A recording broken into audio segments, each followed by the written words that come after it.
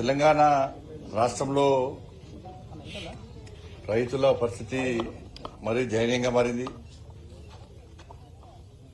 కనీసం వాళ్ళ కళ్ళని పడుచుకునేటువంటి నాదుడే ఇలా కరువైపోయిండు.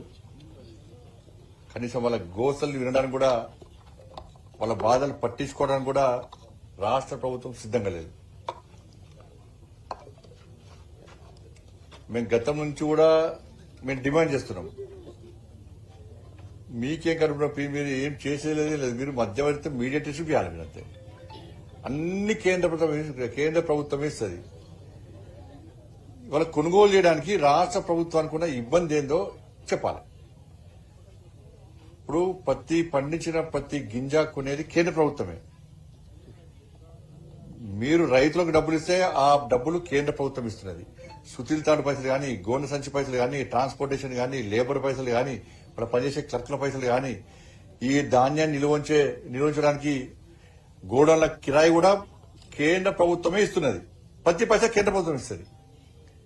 అన్ని కేంద్ర ప్రభుత్వం ఇస్తే వీళ్ళు కేవలం కొనుగోలు చేయడానికి నిష్పక్షపాతంగా, నిజాయితీగా, నిబద్ధతతోని వెంటనే కొనుగోలు చేయడానికి రాష్ట్ర ప్రభుత్వానికి ఉన్న ఇబ్బంది ఏందో ముందు చెప్పాలి.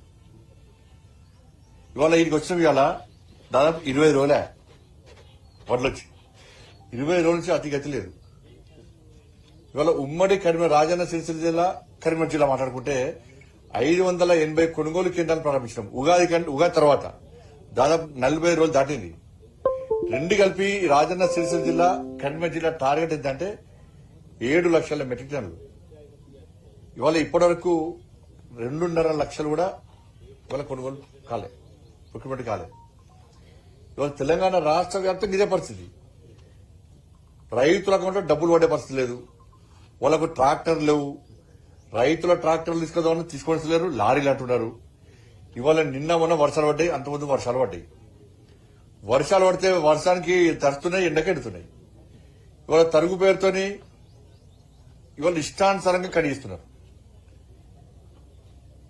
ఇవాళ కొనుగోలు అయిపోయిన తర్వాత కూడా తెల్లారి ట్రాన్స్పోర్టేషన్ కోసం వచ్చినప్పుడు కూడా మళ్ళీ తీసి మళ్ళీ దాని కటింగ్ పెడుతున్నారు. కాబట్టి ఎండోలి పరిస్థితి. ఇవాళ నిన్న వానల వల్ల మొత్తం ధాన్యం అంతా తడిసిపోయింది.